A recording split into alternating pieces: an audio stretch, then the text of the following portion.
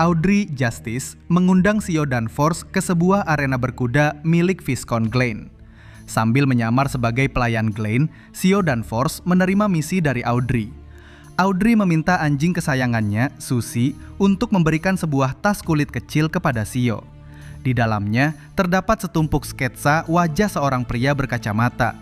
Sketsa-sketsa itu digambar sendiri oleh Audrey berdasarkan instruksi Mr. Full di Tarot Club, lengkap dengan berbagai variasi gaya rambut dan janggut agar target mudah dikenali meski sedang menyamar. Nama target tersebut adalah Lanevus. Melihat wajah itu, Sio langsung teringat. Lanevus adalah buronan penipu yang membawa kabur uang 10.000 pound dan memiliki nilai bounty 100 pound. Tanpa pikir panjang, Sio dan Force menerima misi pencarian ini dengan bayaran tambahan 100 pound dari Audrey. Dalam hati, Sio sangat kegirangan karena bisa mendapat keuntungan ganda. Tentu saja, Audrey tidak tahu dan tidak peduli siapa sebenarnya Lanevus. Ia hanya menjalankan ujian dari Mr. Full. Setelah urusan misi selesai, Audrey menanyakan progres pencarian organisasi Psychology Alchemist, sebuah organisasi rahasia yang menguasai jalur Spectator. Force memberikan kabar baik. Ia baru saja bergabung dengan sebuah perkumpulan Beyonder bawah tanah baru di Backland.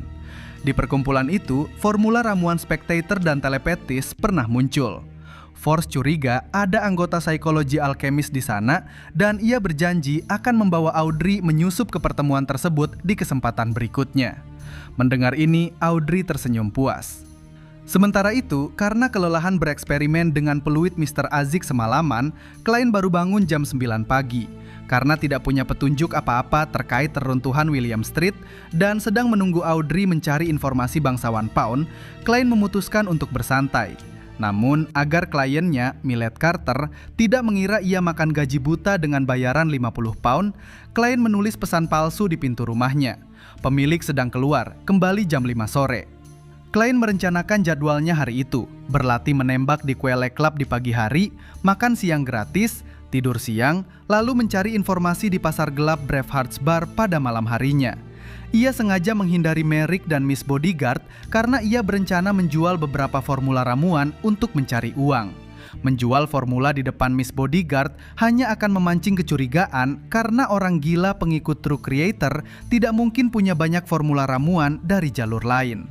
Sesampainya di Quayle Club, klien secara kebetulan bertemu dengan Talim Dumont, guru berkuda yang merekomendasikannya masuk ke klub ini.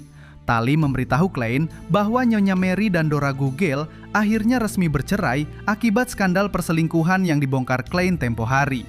Berkat kemampuan klaunnya, klien memasang ekspresi kaget yang sangat meyakinkan seolah-olah ia tidak tahu apa-apa soal perceraian itu. Talim yang ngerasa curiga namun terkesan, tiba-tiba menawarkan sebuah pekerjaan baru. "Aku punya teman yang sedang tertimpa masalah," kata Talim. "Aku ingin tahu seberapa bagus kemampuan menembak dan bertarungmu."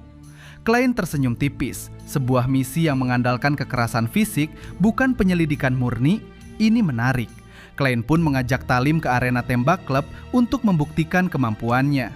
Di lapangan tembak Quayle Club, klien memamerkan kemampuannya. Dengan revolver sewaan, ia menembak tepat sasaran berkat kontrol fisik super dari ramuan clown. Talim Dumont, sang guru berkuda, merasa tak puas hanya melihat akurasi tembakan. Ia menantang klien bertarung jarak dekat. Talim yang pernah berlatih sebagai ksatria muda mencoba memukul klien. Namun, sebagai seorang Beyonder, respons klien jauh di atas manusia normal. Dengan satu gerakan santai, ia menepis pukulan Talim dan membanting pria itu ke lantai. Puas melihat kemampuan bertarung klien, Talim akhirnya memperkenalkan klien barunya, seorang jurnalis dari koran Daily Observer bernama Mike Joseph. Saat makan siang, Mike menceritakan tujuannya menyewa klien. Ini berkaitan dengan berita terhangat di Backland, kasus pembunuhan berantai pemuja iblis. Ternyata, mayat wanita dengan perut terburai yang klien dan Miss Bodyguard lihat bukanlah korban pertama. Mike menyodorkan korannya yang menampilkan headline mengejutkan. Korban ke-11, polisi Backland tidak berdaya. Mengetahui bahwa kasus ini adalah ulah Beyonder dari jalur Devil yang sangat berbahaya, klien berniat menolak tawaran Mike. Ia tak mau bentrok dengan kepolisian Beyonder seperti Nighthawks atau Mandated Punishers yang pasti sedang memburu pelaku. Namun, Mike buru-buru mengklarifikasi. Ia tidak menyewa Klein untuk menangkap pembunuhnya, melainkan hanya sebagai bodyguard untuk kebutuhan liputan jurnalistiknya. Mike kemudian mengungkapkan hasil investigasinya tentang kesamaan dari ke-11 korban. Bukan hanya wanita yang memakai gaun mencolok, namun semuanya memiliki masa lalu yang sama. Mereka semua pernah menjadi wanita penghibur. Klein terkejut karena salah satu korbannya adalah seorang guru kelas menengah. Mike menjelaskan fakta miris tentang kerajaan Loen. 1 dari 6 wanita di Backland pernah atau sedang menjadi wanita penghibur karena kerasnya tekanan ekonomi di kota metropolitan ini. Dalam hati, Klein membuat deduksi. Pelaku dari jalur Devil ini memiliki indera supernatural untuk mendeteksi bau atau aura kerusakan moral dari targetnya. Si pembunuh mengincar wanita-wanita yang mencoba keluar dari masa lalu kelam mereka, dipicu oleh gaun mencolok yang mereka pakai. Mike lalu menyebutkan satu anomali. Dari 11 korban, 10 diantaranya sudah berhenti menjadi PSK. Namun, korban termuda yang masih berusia 16 tahun, Cyber, adalah satu-satunya korban yang masih aktif bekerja di rumah bordil bernama Golden Rose. Mike ingin mewawancarai orang-orang di Golden Rose untuk mencari petunjuk.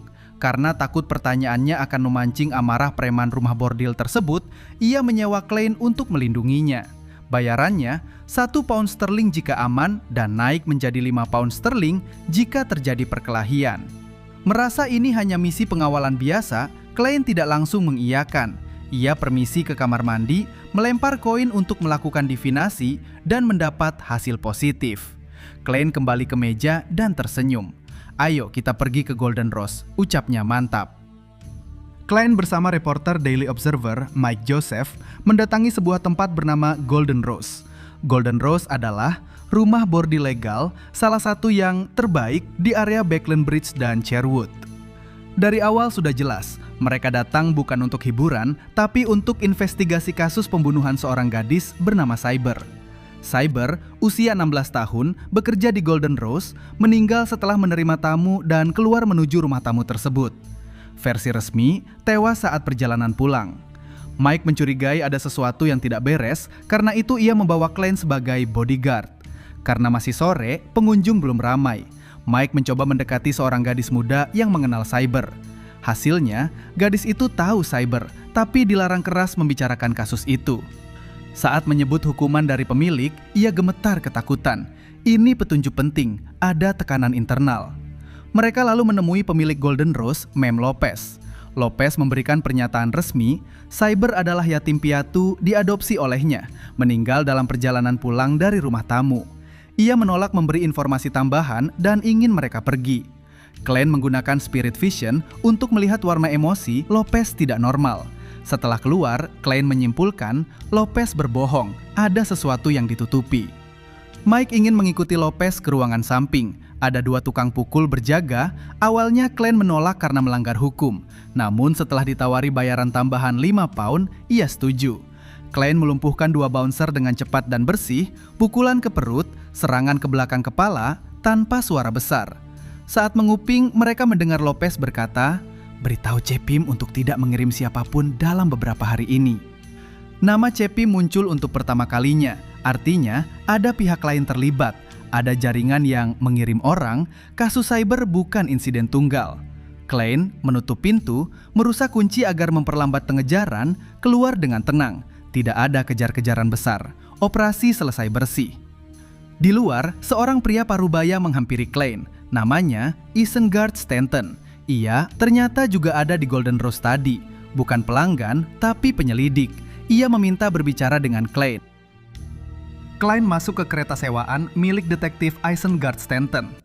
Stanton ini bukan detektif sembarangan.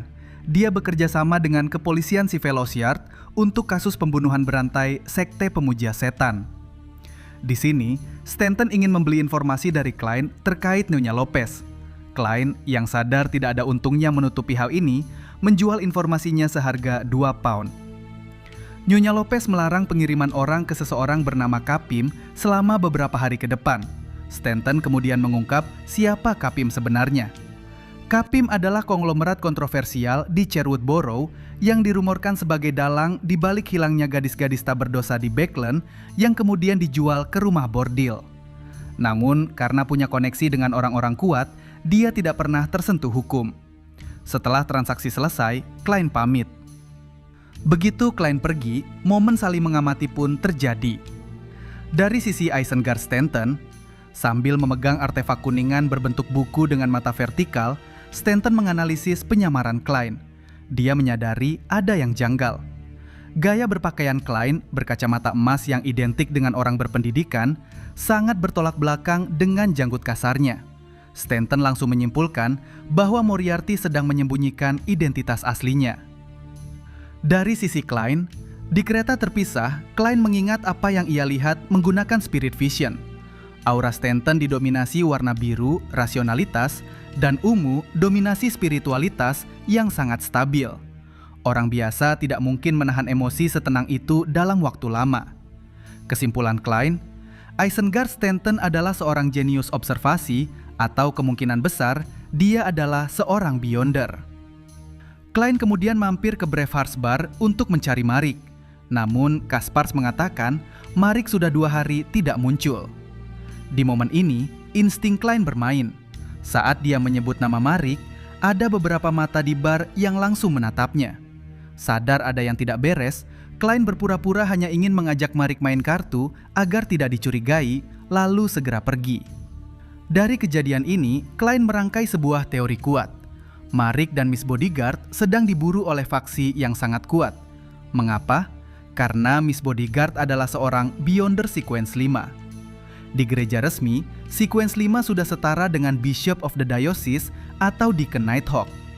Fakta bahwa orang sekuat dia rela menerima bayaran 1.000 pound untuk misi perlindungan membuktikan bahwa mereka berdua sedang dalam pelarian, butuh uang cepat, dan musuh yang memburu mereka pasti memiliki Holy Artifact atau sekumpulan Beyonder Sequence 5. Sadar situasi sedang berbahaya, klien tidak langsung pulang. Ia mampir ke apartemen sewaannya di Eastborough, melakukan divinasi di atas kabut abu-abu untuk memastikan tidak ada yang mengikutinya. Setelah aman, ia pulang ke Main Street dan membaca koran Backland Morning Post. Rabu malam, pukul 8 kurang 5 menit, klien kembali mendatangi pertemuan rahasia Beyonder yang diadakan oleh Eye of Wisdom di belakang Bravehearts Bar. Tapi kali ini, klien tidak mau dikenali sebagai anak baru beruntung seperti di pertemuan sebelumnya. Ia datang dengan penyamaran total, seragam pekerja kerah biru, topi, janggut palsu, dan topeng besi setengah wajah.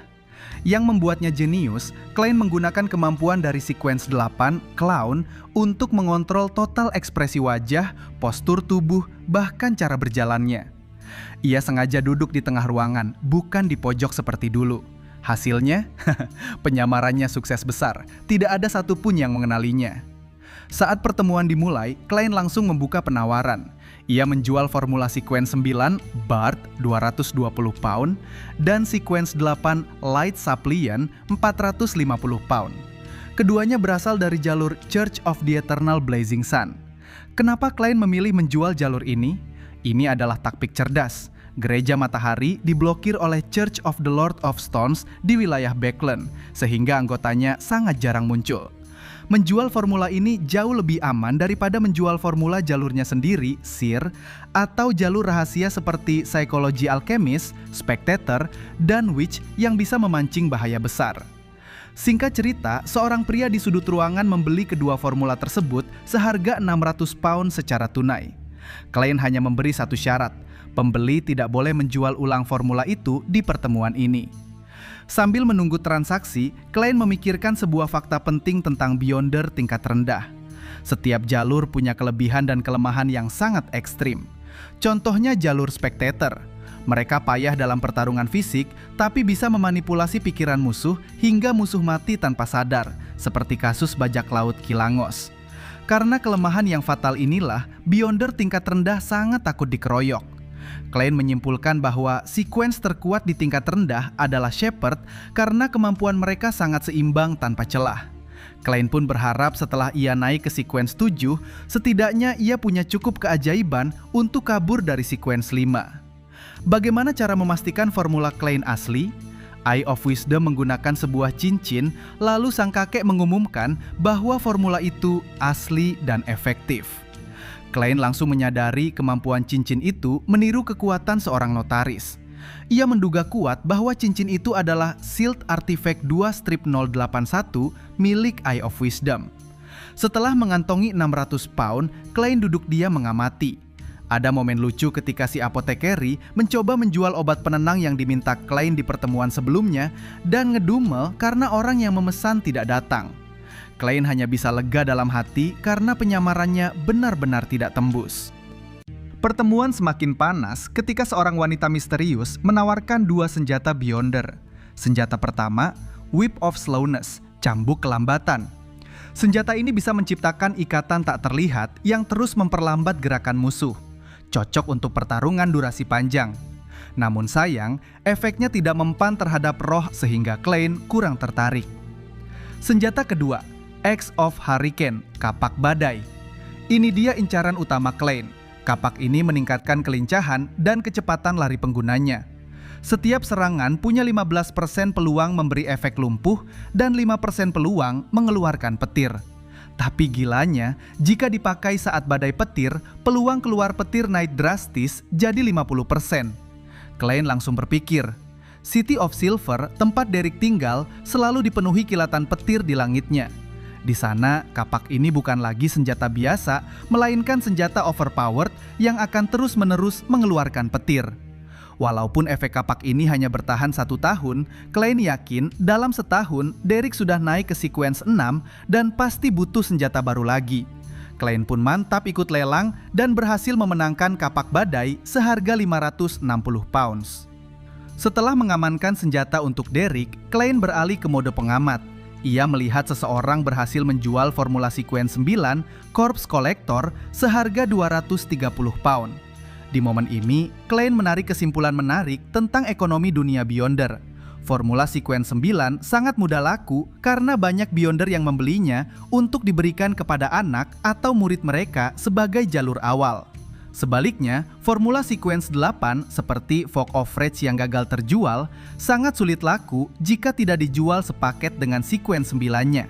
Kenapa? Karena pembeli harus menunggu 1-2 tahun sampai ada Beyonder bawahan yang siap naik tingkat.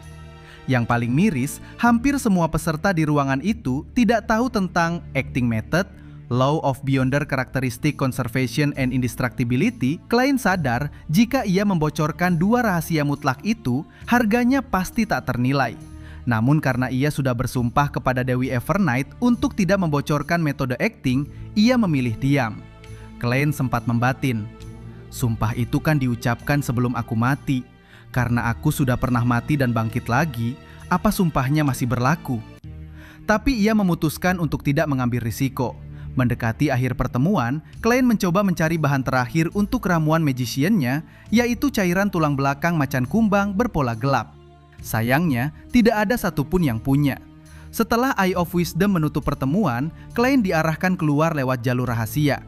Penyamaran klaunya sukses besar, ia pulang tanpa dicurigai atau diikuti siapapun. Sesampainya di kamar sewaan sementaranya di Eastborough, Klein melakukan ritual untuk membawa kapak badai itu ke atas kabut abu-abu dan mengirim pesan kepada Derek bahwa senjatanya sudah siap. Derek yang kegirangan mendapat pesan dari The Fool langsung bersiap melakukan ritual penerimaan. Sambil menunggu, ia berlatih mengayunkan pedang kesatrianya, membayangkan senjata keren apa yang akan ia dapatkan. Apakah pedang lurus, pedang lebar, atau pedang yang elegan? Namun saat ritual selesai dan barangnya muncul, Derek hanya bisa terdiam menatap sebuah kapak besi hitam legam. Ekspektasi kesatria berpedang pun runtuh seketika. The Sun mengirimkan pesan terima kasih kepada The Fool karena sangat puas dengan senjata barunya, Axe of Hurricane. Klein juga sudah menitipkan informasi lengkap tentang kelemahan kapak tersebut, yaitu batas waktu 1 tahun. Keesokan paginya, Klein kembali ke mode Sherlock Moriarty. Ia pergi ke St. George Borough untuk mengecek proyek sepedanya bersama Leopard. Proyek ini berjalan sangat lancar berkat contekan ide dari buku harian Roselle. Leopard bahkan sudah membuat prototipenya. Satu-satunya perdebatan kecil adalah Leopard ingin menamai benda itu bike alih-alih bicycle. Klein tentu saja tidak peduli, yang penting proyeknya segera rilis dan menghasilkan uang.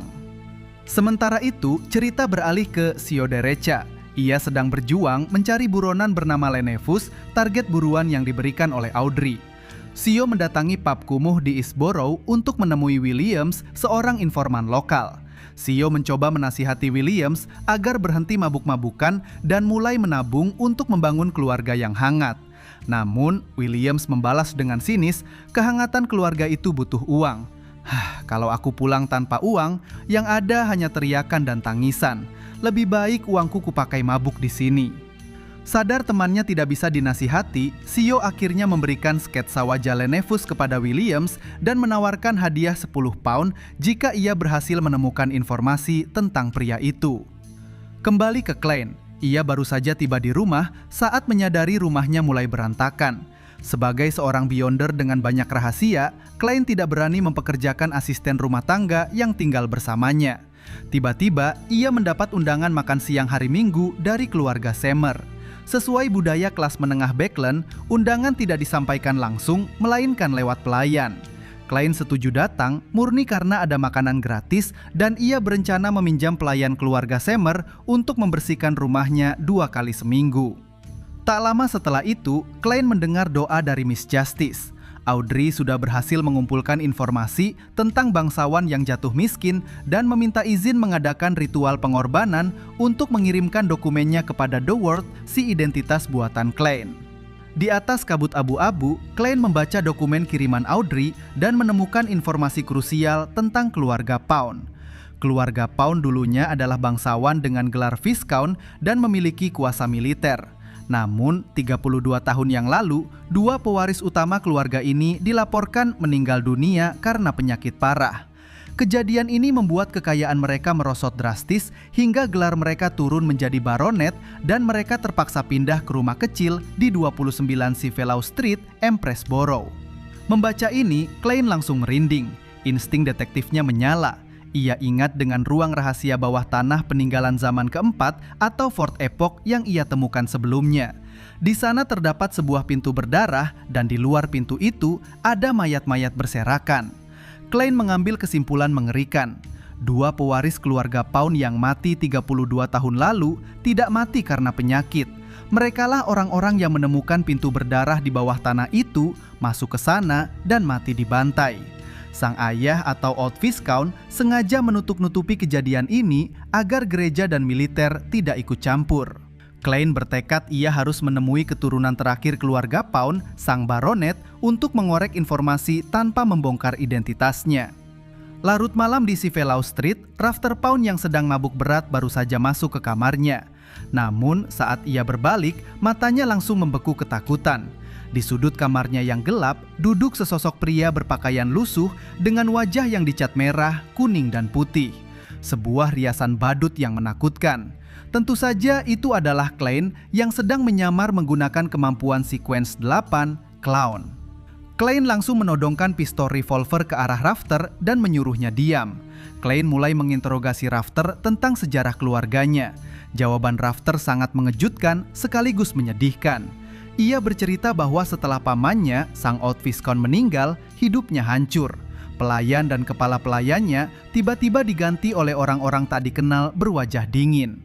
Orang-orang misterius ini menggeledah rumahnya setiap hari, mencari sesuatu, dan terus mencecar Rafter tentang bagaimana 2 pewaris keluarga Pound sebelumnya bisa mati. Karena teror mental selama bertahun-tahun, Rafter mengaku ia akhirnya menyerah. Ia sengaja menjadi pemabuk, penjudi, dan pecandu agar orang-orang misterius itu menganggapnya sebagai sampah yang tidak tahu apa-apa dan berhenti mengawasinya. Mendengar cerita ini, Klein langsung menganalisis. Orang-orang misterius itu pasti agen dari kerajaan atau gereja. Mereka tahu ada yang tidak beres dengan kematian pewaris keluarga Pound dan sedang mencari karakteristik beyonder atau artefak suci yang hilang. Namun, Klein juga curiga. Apakah Rafter berkata jujur atau cerita ini hanyalah ilusi dari pikirannya yang sudah gila? Untuk membuktikan kejujuran Rafter, Klein tidak hanya mengandalkan interogasi. Saat Rafter lengah, Klein langsung melempar selam bercam yang membuat sang baronet pingsan seketika. Klein kemudian memulai metode investigasi lapis keduanya. Pertama, eksplorasi mimpi. Klein masuk ke dalam mimpi Rafter. Di sana, ia melihat trauma psikologis Rafter yang sangat nyata. Ia melihat pelayan-pelayan tanpa wajah yang menakutkan mengelilingi Rafter kecil yang meringkuk ketakutan. Visinya sangat kacau, membuktikan bahwa Rafter memang memiliki trauma berat. Kedua, pemanggilan roh. Klien memanggil roh bawah sadar Rafter untuk ditanyai secara langsung. Saat ditanya apa pesan terakhir sang Old Viscount, roh Rafter menjawab dengan tatapan kosong, "Beliau ingin aku mempertahankan keluarga ini dan mengingat kejayaan leluhur kami." Setelah membandingkan hasil interogasi fisik, mimpi, dan roh, klien menyimpulkan bahwa Rafter Pound tidak berbohong. Ia memang tidak tahu menahu soal ruang bawah tanah tersebut. Merasa sudah cukup, klien merapikan tempat kejadian, menggunakan peluit azik untuk mengacaukan divinasi apapun di area itu agar jejaknya tidak terlacak, lalu melompat kabur lewat jendela. Namun, ada satu plot twist mengerikan di akhir adegan ini. Beberapa saat setelah klien pergi, Rafter Pound tiba-tiba membuka matanya. Dan yang mengerikan, di sekitar mata biru mudanya terdapat lingkaran pembuluh darah kapiler yang pecah. Ia langsung bangkit dan mengatap tajam ke arah jendela tempat klien kabur. Cerita belum selesai. Klien kembali ke rumah aslinya di Main Street. Meskipun hasil investigasinya menunjukkan Rafter jujur, insting Sir Klein mengatakan ada yang kurang. Ia memutuskan untuk naik ke atas Greyfog untuk melakukan metode investigasi lapis ketiganya, divinasi di dunia roh. Karena ruang bawah tanah keluarga Pound melibatkan patung 6 dewa ortodoks, Klein tahu akan sangat berbahaya jika ia mendivinasinya secara langsung. Jadi, ia menggunakan trik jenius. Klein mengambil beberapa helai rambut Rafter Pound yang sempat ia cabut saat sang baronet pingsan tadi. Alih-alih mendivinasi masa lalu, Klein menulis sebuah pernyataan, masa depan Rafter Pound. Klein ingin melihat masa depan Rafter untuk mengonfirmasi kebenaran di masa lalunya. Di dalam mimpi itu, Klein melihat sebuah visi mengejutkan. Rafter Pound yang biasanya terlihat gila dan bodoh, ternyata memiliki sebuah emblem besi hitam berukir tongkat kebesaran yang digenggam erat. Emblem itu adalah lambang keluarga kerajaan dari Kekaisaran Tudor dari zaman keempat. Klein langsung merangkai sebuah teori gila yang sangat masuk akal. Keluarga Pound sebenarnya adalah keturunan langsung dari keluarga kerajaan Tudor yang menyamar untuk menghindari kejaran musuh. Puluhan tahun lalu, mereka diam-diam membeli tanah di Backland untuk mencari reruntuhan peninggalan leluhur mereka dan akhirnya menemukan pintu bawah tanah berdarah tersebut. Namun, saat melakukan eksplorasi, terjadi kecelakaan fatal. Roh jahat di dalam ruangan itu ternyata tidak peduli dengan garis keturunan mereka. Dua pewaris utama keluarga Pound mati terbunuh di dalam sana. Untuk menutupi kematian aneh ini dari pihak gereja dan kerajaan, ayah Rafter sengaja memalsukan penyebab kematian mereka sebagai penyakit parah. Dan Rafter sendiri sengaja beraking gila dan jadi pemabuk agar tidak dicurigai oleh siapapun. Klein juga menyadari kenapa akting Rafter bisa mengelabui kemampuan penyaluran rohnya. Jalur Beyonder milik Kekaisaran Tudor adalah Dark Emperor dengan sekuen 9, Lawyer, jalur yang sangat ahli memanipulasi celah dan aturan. Rafter secara bawah sadar menggunakan celah dalam pertanyaan Klein saat diinterogasi. Setelah mengetahui kebenaran yang terlalu besar ini, Klein memutuskan untuk tidak ikut campur lebih jauh.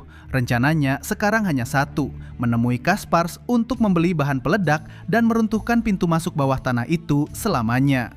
Keesokan harinya, Klein bersantai di Quella Club dan tanpa sengaja bertemu mantan kliennya, Mary Gale, bersama reporter Mike Joseph. Mike memberitahu Klein bahwa investigasinya tentang pembunuhan berantai sudah selesai. Ia membenarkan teori Klein bahwa Chappie memang dalam penculikan dan pembunuhan siber murni dilakukan oleh peniru, bukan oleh pemuja setan. Klein juga menyadari bahwa Mary Gale sedang gencar mencari koneksi politik dan media, termasuk mewawancarai Mike untuk mempromosikan Dewan Polusi Udara Nasional. Sadar bahwa intrik politik kelas atas sedang terjadi, Klein yang hanya seorang Sequence 8 memilih undur diri lebih awal agar tidak terseret masalah. Kita kembali ke Eastborough, ke kamar sewaan Williams, informan yang disewa Sio untuk mencari buronan bernama Lanevus. Saat Williams baru saja pulang, seorang sosok bayangan tinggi misterius berjubah sudah menunggunya di dalam kamar gelap. Sosok itu menginterogasi Williams tentang siapa yang menyuruhnya mencari Lanevus. Karena ketakutan, Williams membocorkan nama Sio Derecha. Sosok bayangan itu memuji kejujuran Williams, menepuk bahunya dan berjalan pergi. Williams sempat lega karena merasa selamat, namun tiba-tiba, krak!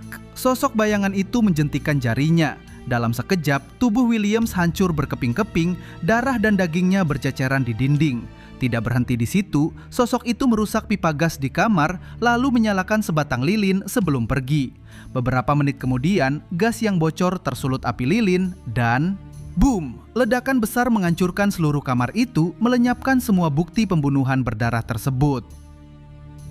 Setelah mengetahui bahaya dari roh jahat di ruang bawah tanah rahasia, Klein mendatangi Kaspars di Bravehearts Bar untuk membeli bahan peledak. Targetnya jelas, meruntuhkan pintu masuk agar tidak ada orang awam yang masuk ke sana, sekaligus mengurung roh jahat itu selamanya. Namun saat Klein bertanya kepada Kaspars apakah ia kenal seorang ahli peledak, sebuah suara ilusi tiba-tiba muncul di ruangan itu. Itu adalah Miss Bodyguard, Sharon. Secara mengejutkan, Sharon, seorang Beyonder tingkat tinggi yang biasanya berpenampilan anggun ala gotik lolita, mengaku bahwa dirinya adalah ahli demolisi atau ahli peledak. Klein sempat kaget, bagaimana bisa seorang Beyonder Sequence 5 merangkap jadi ahli peledak? Tapi karena butuh bantuan, Klein menceritakan semua temuannya tentang keluarga Pound dan rencana peledakannya. Saat Klein bertanya berapa bayaran yang diminta Sharon untuk membantunya, jawaban Sharon bikin Klein makin terkejut. Gratis. Tentu saja Klein yang paham kerasnya dunia Beyonder langsung curiga. Barang gratis biasanya adalah yang paling mahal. Namun Sharon menjelaskan alasannya. Jika pintu masuk itu diruntuhkan dengan ledakan, akses masuk fisik akan tertutup total. Hanya Sharon dan Beyonder dari jalur apprentice atau raid sepertinya yang bisa menembus bebatuan dan tanah dalam wujud roh untuk masuk ke sana. Dengan kata lain, Sharon menjadikan ruang bawah tanah itu sebagai ladang farming pribadinya di masa depan. Menghancurkan pintunya berarti menyingkirkan saingan Beyonder lain. Klein yang paham maksud ini langsung setuju. Sharon juga meminjamkan 3 zombie milik Merrick untuk menjadi asisten palsu Klein. Sementara itu, di Sabtu pagi, Sio Derecha berniat kembali ke Eastborough untuk mengecek progres pencarian Lanevus. Sambil menunggu kereta, ia membeli koran Backland Bulletin. Di halaman ketiga, ia membaca sebuah berita mengerikan. Terjadi ledakan gas fatal di apartemen 1 Daravi Street yang menewaskan penyewanya di tempat hingga tubuhnya hancur berkeping-keping. Sio langsung membeku. Itu adalah alamat apartemen Williams. Sio tahu betul Williams tidak mungkin mati karena kebocoran gas. Williams terlalu pelit untuk memasang instalasi gas di kamarnya yang kumuh. Ia sadar ledakan itu disengaja dan pelakunya sangat brutal, bahkan mengorbankan warga tak berdosa di sekitarnya. Awalnya Sio merasa bersalah, menduga Williams dibunuh karena melacak Lanevus atas permintaannya. Namun instingnya mengatakan ada yang ganjil. Lanevus hanyalah seorang penipu buronan. Jika Lanevus tahu ada yang melacaknya, ia hanya perlu kabur, bukan melakukan pembunuhan sadis dan mencolok seperti ini.